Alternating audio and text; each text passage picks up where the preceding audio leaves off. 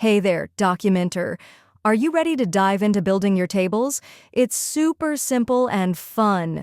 Let's kick things off by creating the header. It'll help us set the width for each item. To start, just add a row and choose how many columns you'd like in your table.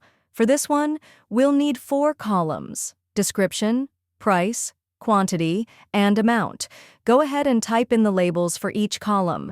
And don't hesitate to tweak the widths to match your vision.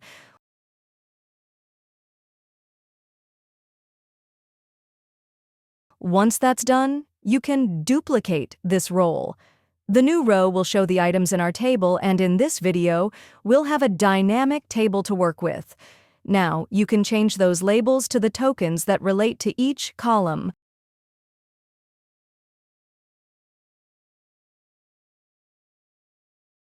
Feel free to add your personal style to the table.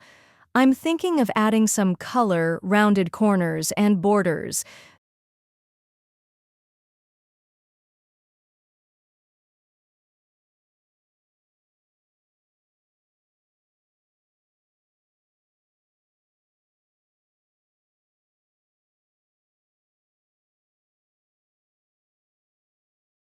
Just a quick tip.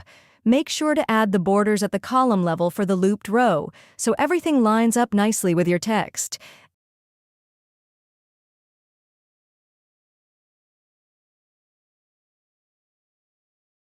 And there you have it.